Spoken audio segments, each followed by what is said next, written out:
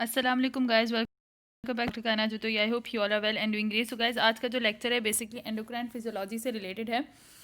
सो endocrine physiology से related जो आप लोगों को कॉन्सेप्ट्स हैं वो किस तरीके से क्लियर करने हैं, जिस तरीके से मीन्स के इससे आप लोगों का ईजिली जो है वो एग्जाम भी कवर हो जाए एंड आपके पास जो प्रॉपर इन्फॉर्मेशन है एंडोक्राइन फिजियोलॉजी की वो भी कवर हो जाए, और इसी की बेसिस पे फिर आप जब गाइडन को भी रीड करते हैं तो वो भी आप लोगों के लिए ईजी हो जाती है। सो मैं बेसिकली हार्मोन्स, जो भी आपको हार्मोन से रिलेटेड जो कंसेप्ट आपके क्लियर होने चाहिए वो ये ऑब्जेक्टिव सारे आपके क्लियर होने चाहिए। अगर ये ऑब्जेक्टिव्स आपके सारे क्लियर हैं देन उसके बाद आप लोग जाके जो है वो गाइडन को रीड करते हो तो इट मस्ट बी कि वो आपकी प्रॉपर इन्फॉर्मेशन आपको हो गई है, ओवरव्यू आपको पूरा मिल गया। देन उसके बाद आप गाइडन को रीड करते हो तो आपके लिए वो जो है वो गाइडन को एब्जॉर्ब करना ईजी हो जाता है। सो कभी भी एक बुक जो है वो बेसिकली ऐसा होता है कि आपको एक बुक के साथ दूसरी बुक्स भी पढ़नी पड़ती हैं। सो ये जो बुक है हमारे पास इंग्लिश राइटर की, सो इससे रिलेटेड मैं आपको पूरी इन्फॉर्मेशन दूंगी। हमारे पास बेसिकली मैं जो है वो लेक्चर्स अपलोड करूँगी, गाइडन लेक्चर्स अभी अपलोड करूँगी, like endocrine lecture 1, endocrine lecture 2, lecture 3, lecture 4 करके। देन उसके बाद ये सब सीरीज जब कंप्लीट हो जाएंगी देन हम लोग उसके बाद प्रॉपर्ली जो है वो गाइडेंस से हर चैप्टर को क्लियर करेंगे। सो ये आप लोगों के लिए बहुत ईजी बुक है, इससे आपकी ईजिली कंसेप्ट बिल्ड हो जाते हैं। देन उसके बाद जब आप गाइडेंस को पढ़ते हो तो आप लोगों के लिए बहुत ही ज़्यादा ईजी रहती है। सो स्टार्ट करते हैं आज का एंडोक्राइन फिजियोलॉजी का लेक्चर नंबर 1।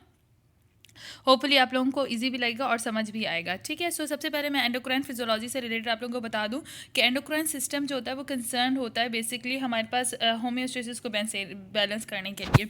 सो आप लोगों को पता होना चाहिए कि हमारे पास जो एंडोक्राइन सिस्टम है, लाइक अगर हम लोग एंडोक्राइन सिस्टम्स की बात करते हैं, सो endocrine systems in concern with the nervous system is responsible for homeostasis, growth, development, reproduction, blood pressure, concentrations of ions and other substances in the blood, and even behavior all rounded by endocrine systems. The endocrine system physically involves the secretions of hormones and the subsequent actions on targeted tissues. So basically हमारे पास जो endocrine system है वो हमारे पास concern होता है nervous system का control के लिए। मीन्स कि एक ये पूरा कंसर्न किस तरीके से होता है कि ग्रोथ करवाता है, डेवलपमेंट करवाता है, रिप्रोडक्शन करवाता है, ब्लड प्रेशर को कंट्रोल करता है, कंसंट्रेशंस ऑफ आयंस और दूसरे सब्सटेंस जो ब्लड में तो उन सबको ये क्या करता है, रेगुलेट करता है। ये सारी चीज़ें जो है वो बेसिकली हमारे पास एंडोक्राइन सिस्टम्स के थ्रू क्या हो रही होती है, रेगुलेट कर रही होती है। और एंडोक्राइन फिजियोलॉजी है क्या? एंडोक्राइन ग्लैंड जो होते हैं वो डिफरेंट काइंड्स के हार्मोन्स को रिलीज करते हैं और वो हार्मोन्स जाके हमारे पास टारगेटेड ऑर्गन के ऊपर जो है वो अपना एक्शंस परफॉर्म करते हैं, और इस तरीके से फिर उनका अगर ग्रोथ से रिलेटेड फंक्शंस होता है तो वो परफॉर्म करते हैं, लाइक डेवलपमेंट से रिलेटेड होता है तो फिर वो चीज़ें वो परफॉर्म करेंगे। इस तरीके से इनका जो डिफरेंट फंक्शंस होंगे उनको सारे परफॉर्म करेंगे।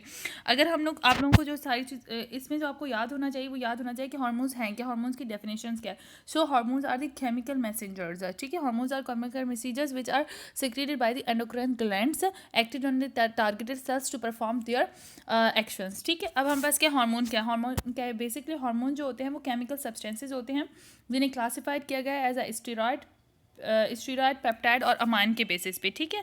हार्मोन्स को जो है वो हमारे पास क्लासिफिकेशन हार्मोन की किस तरीके से होती है, मीन्स के स्टीरॉयड हार्मोन्स होते हैं, अमाइन हार्मोन्स होते हैं और हमारे पास जो होते हैं पेप्टाइड हार्मोन्स होते हैं। अब अगर आप पेप्टाइड हार्मोन्स की हमारे पास पढ़ लोगे ना, जब आप पेप्टाइड हार्मोन्स की सिंथेसिस पढ़ोगे कि पेप्टाइड हार्मोन किस तरीके से होते हैं, और फिर उसके बाद आप स्टीरॉयड हार्मोन्स की सिंथेसिस पढ़ोगे, ठीक है, फिर उसके बाद आप अमाइन की पढ़ोगे, तो इसमें आपको एक ही हार्मोन्स की कैटेगरी के काफ़ी सारे हार्मोन्स मिलेंगे। सो आपकी ईजिली जो है वो सिंथेसिस के कॉन्सेप्ट डिस्कवर हो जाएंगे, ठीक है। आप लोगों को पूरी सारी चीज़ें यहाँ से जो भी डिस्कवर किया गया related to synthesis of amine, peptides and proteins, वो सारी चीज़ें आपके यहाँ पे कवर हो जाएंगी। Hormones are secreted into the circulation in a small amount and delivered to the target tissues where they produce physiological response. Hormones are synthesized and secreted by the endocrine cell, usually found in endocrine glands. Table 9.1 is a list of hormones and their abbreviations which are used throughout the chapter 9 and 10. The classical hormones, classical glands, endocrine glands are the hypothalamus, anterior and posterior lobes of pituitary, thyroid hormone, parathyroid hormone, adrenal cortex है, adrenal medulla है, gonads हैं, placenta है, pancreas हैं।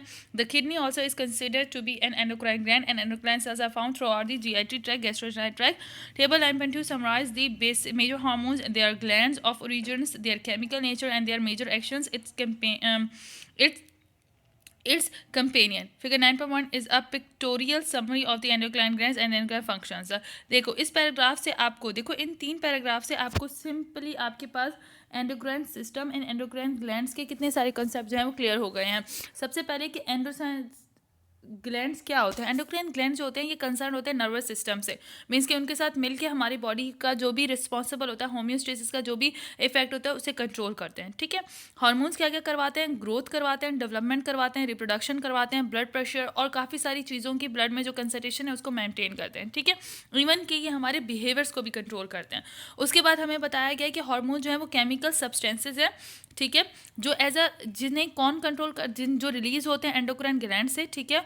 और ये as a peptide hormones भी होते हैं, स्टेरॉइड भी होते हैं, एमाइन भी होते हैं। ये इनकी क्लासिफिकेशन है अकॉर्डिंग टू केमिकल नेचर, ठीक है।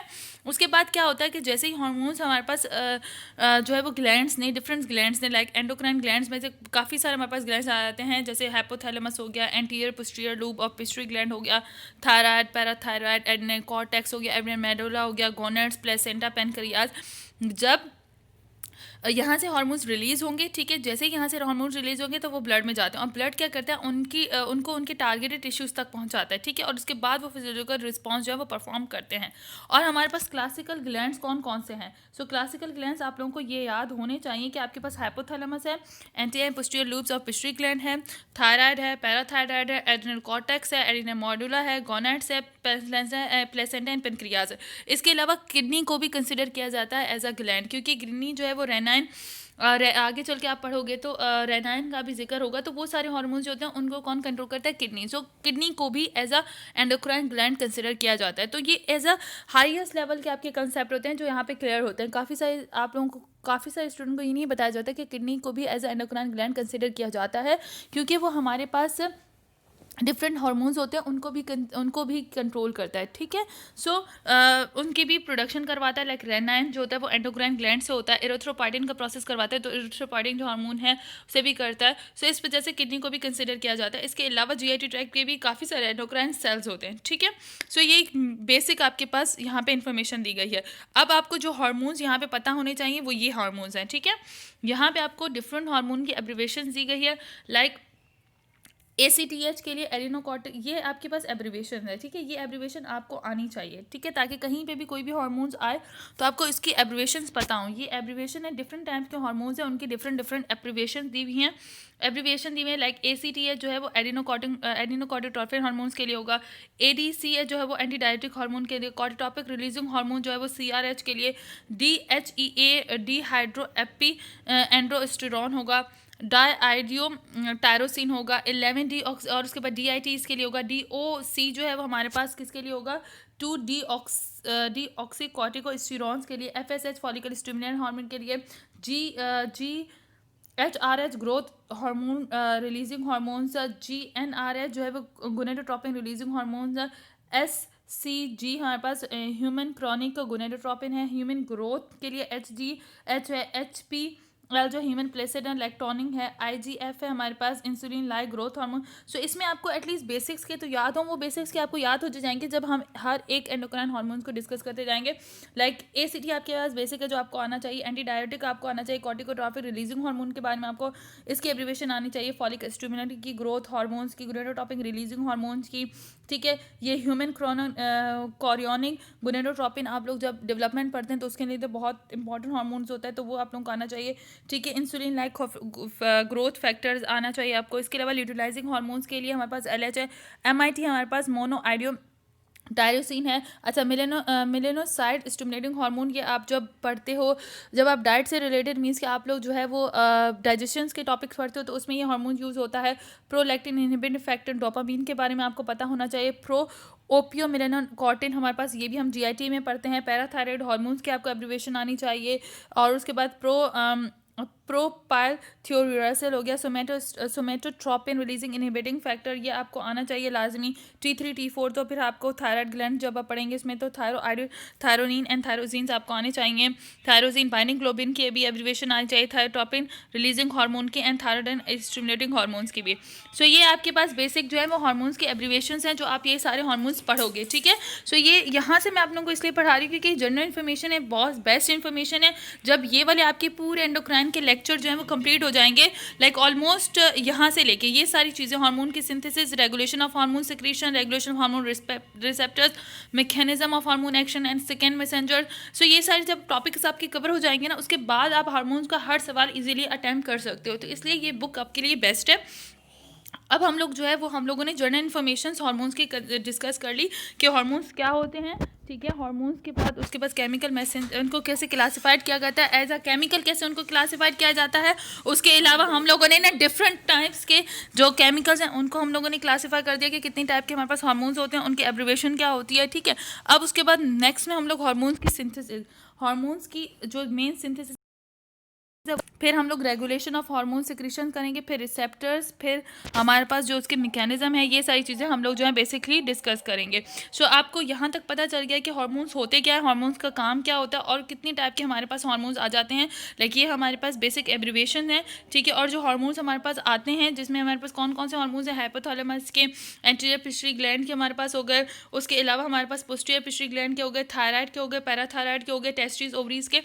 ये हम नेक्स्ट लेवल में आपसे डिस्कस करते हैं नेक्स्ट लेक्चर में कि कितने टाइप के हमारे पास हार्मोन्स होते हैं और उनकी सिंथेसिस किस तरीके से होती है। आई होप ये सारे लेक्चर्स आपके जब कवर हो जाएंगे ना, उसके बाद आप जब एंडोक्राइन को खोलोगे ना, तो मस्त आप किसी भी बुक से खोलो, आप लोगों के लिए एंडोक्राइन ईजी हो जाएगा। सो टिल दैट, अल्लाह हाफिज़ गाइस।